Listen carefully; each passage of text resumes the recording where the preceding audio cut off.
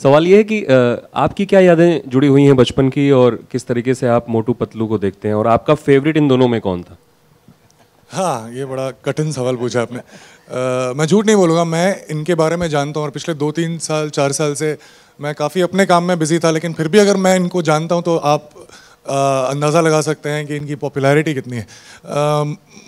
बचपन से मैंने बहुत सारे कॉमिक्स पढ़े हैं, जैसा मैंने बोला, और मुझे लगता है कि apart from these 3 fundamentals that you mention ma'am, मुझे लगता है we need to be very very careful and very intelligent when we are talking to kids.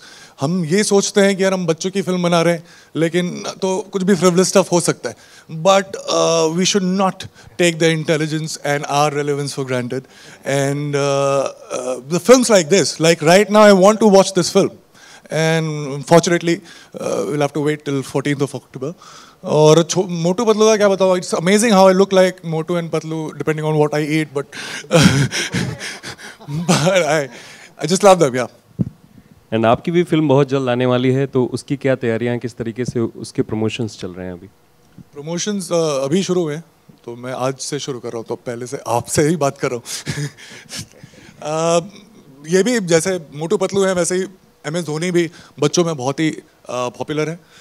मैं इस फिल्म के ज़रिए हम लोग ये हर बच्चों को बताना चाहते हैं, इस देश के इस हर एक सिटी से, कि चाहे आप अंडर प्रिविलेज्ड हों, चाहे आप किसी भी जगह हों, अगर आप में सपने देखने का जज्बा है तो फिर मुमकिन है। ये बहुत यूनिक आइडिया है क्रॉस प्रमोशन का, कि एक फिल्म को दूसरी फिल्म के प्रमोशन में के दौरान प्रमोट किया जाए। आप धोनी प्रमोट करने आए हैं, फिल्म की डेट नज़दीक आ रही है, रिलीज़ की डेट नज़दीक आ रही है, किस तरह के कॉम्प्लीमेंट आपको मिल रहे हैं धोनी प्ले करने के बाद पर्दे पर? जनरली जब मैंने हाँ करी और मैं प्रिपेयर कर रहा था और जब शूट कर रहा था, तो ज़्यादा मैं ये सोच नहीं रहा था कि ऑडियंस इसके बारे में क्या सोचेगी, लेकिन एक मेरे जहन में एक बात थी कि क्योंकि MS अभी खेल रहे हैं, तो बहुत ही स्ट्रॉन्ग विजुअल रेफरेंस है उनका, तो वो किस तरीके से चलते हैं, किस तरीके से वो ग्लव्स ऐसे करते हैं, बहुत सारी ऐसी छोटी छोटी बारीकियाँ हैं जो सही करनी थी मुझे। तो मुझे बस ये लग रहा था कि लोग मुझे बस समझ लें कि हाँ मैं MS हूँ, क्योंकि हमारे पास इतना स्ट्रॉन्ग विजुअल रेफरेंस है MS का। तो ये एक मेरे जहन में बात थी, लेकिन ट्रेलर में आई थिंक 3 मिनट के ट्रेलर में जिस तरीके का रिस्पॉन्स मिला है, अगर हम 3 मिनट में ये कन्विंस कर सकते हैं तो फिर 3 घंटे में तो अच्छा ही लगेगा।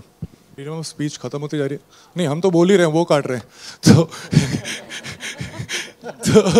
मुझे ऐसा लगता है सेंसरशिप करने का जो फंडामेंटल उसका जो है वो ये होना चाहिए कि हम बताएं कि यार आप देख सकते हैं, आप थोड़े सालों बाद देख लीजिएगा, but to actually take out something from the film, क्योंकि एक कोई इंपॉर्टेंट चीज़ अगर आप फिल्म से निकालते हैं तो उसका रिपल इफेक्ट पूरी फिल्म पे पड़ता है, और उसको आपको फिर से नए सिरे से लिखना पड़ेगा। लेकिन अंत में जब आपकी फिल्म रिलीज हो रही होती है और इस तरीके से किया जाता है, तो वो एक आर्टिस्ट के लिए, एक क्रिएटिव पर्सन के लिए बड़ा ही अजीब सा लगता है।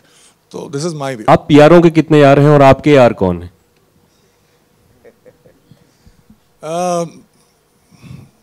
मेरे बहुत कम फ्रेंड्स हैं, लेकिन वो बहुत सालों से उनको भी फ़र्क नहीं पड़ता कि मैं अपनी लाइफ में कहाँ पे हूँ, और मुझे भी फ़र्क नहीं, मैं अपने आप को बिल्कुल सीरियसली नहीं लेता, उनको बहुत लेता हूँ। तो आई थिंक ये बहुत ही ज़रूरी होता है कि आप दूसरे के साथ रहना चाहते हैं without even thinking expecting anything out of it. तो मैं हूँ, लेकिन बहुत सारे यार नहीं हैं, थोड़े हैं लेकिन अच्छे। Okay, at the same time यहाँ पे मैं जानना चाहूँगी, इधर सुशांत, जस्ट यहाँ पे मैं जानना चाहूँगी, जैसे कि इन्होंने कहा मोटू पतलू से 2 जनरेशन सर्टनली जैसे बोलते हैं कि समझ पाएगी, जुड़ पाएगी। आपकी फिल्म जब MS धोनी की बात करती हूँ तो ये वो जनरेशन है जो आपको देख रही है, लेकिन चैलेंजेस भी आपके लिए वो रोल प्ले करने के लिए बहुत ज़्यादा रहे होंगे, इसलिए क्योंकि वो शख्स ऑलरेडी प्ले कर रहा है। सो जब ऐसे रियल लाइफ शख्स जो सामने खेल रहा हो, नाम कमा रहा हो, उसको प्ले करना कितना टफ था आपके लिए?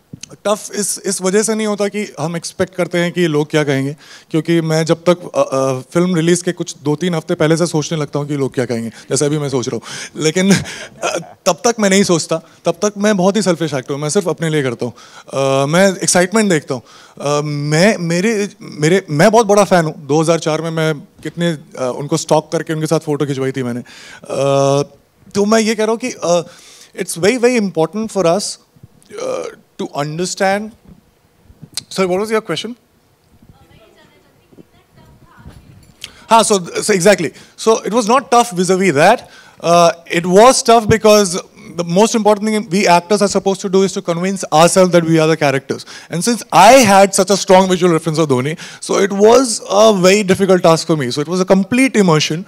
So that when I was shooting on the first day, I was not pretending to be Dhoni, I was Dhoni.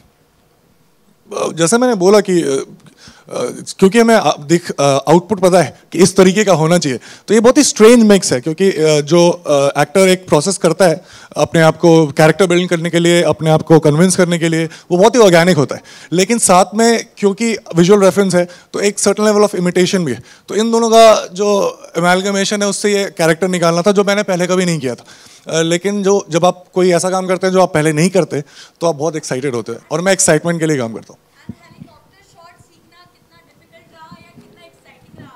पहले दिन जिस दिन मैं ट्राई कर रहा था उसी दिन I think Kiran More sir मुझे ट्रेन कर रहे थे।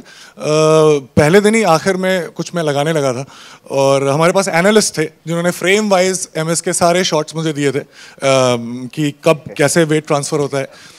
तो पहले दिन ही हो गया था, लेकिन the thing was when I went back I realize that I had a pain and मुझे फ्लोटिंग रिब में हेयरलाइन फ्रैक्चर हो गया था, because you have to stop the momentum, you have to go back, your body is not used to it. तो 2 हफ्ते की छुट्टी मिली, लेकिन हाँ अभी हेलीकॉप्टर अच्छे से उड़ता है।